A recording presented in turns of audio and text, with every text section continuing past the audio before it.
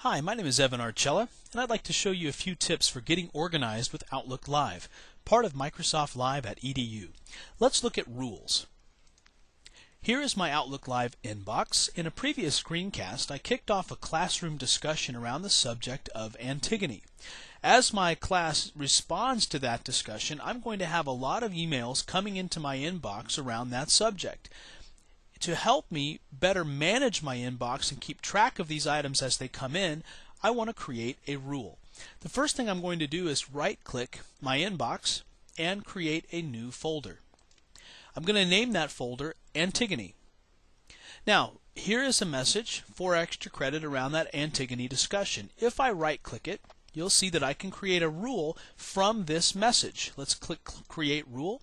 Now, all a rule is essentially an automated process that either moves a message to another location, maybe flags it with a certain task flag or category. There's a number of different things you can do to apply these types of rules or processes.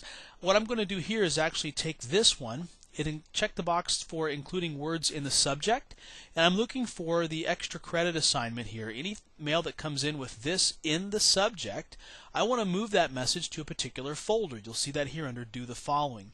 Let's select that folder now. Here's the Antigone folder that I created. Go ahead and click OK.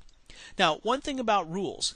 When you create a rule in Outlook Live, it may break or disable some rules that you've created in the full Outlook client. So if you use the Outlook client on your desktop, you may want to go ahead and continue to use that for your rules instead of Outlook Live.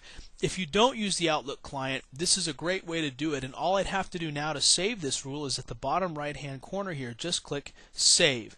Now you'll notice it's going to prompt me here about the issues that may occur when using Outlook Live versus the Outlook client, but just so you're aware of it when you actually go ahead and accept this rule.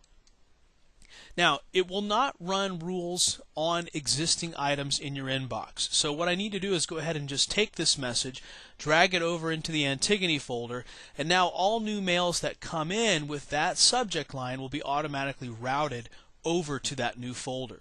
Now, you can also create rules by actually going into your options. You'll see it up here at the top right. If you go into Options, go into Organize Email, you'll see an Inbox Rules tab where you can create additional rules. You'll also notice here's the rule we just created, so it's a good place to be able to start managing those types of rules as well. Let's click New Rule. I'll show you what the interface is like here.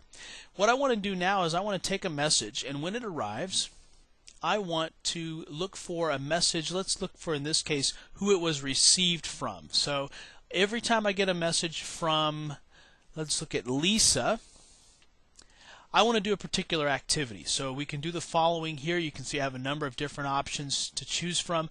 I'm going to mark this message with a category, and we'll talk about categories in another screencast and exactly what you can do with them within your inbox. Let's mark this with a category. I'll select a category.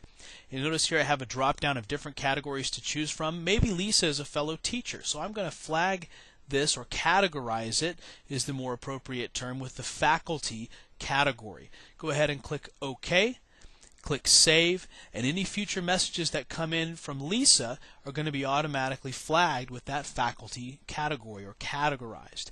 Let's go ahead and click My Mail here in the top right. That'll take us back out to our inbox.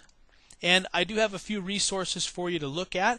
These will help you to learn more about these technologies, look for other tips and tricks in future screencasts that we will offer. And I look forward to having you on one of those screencasts.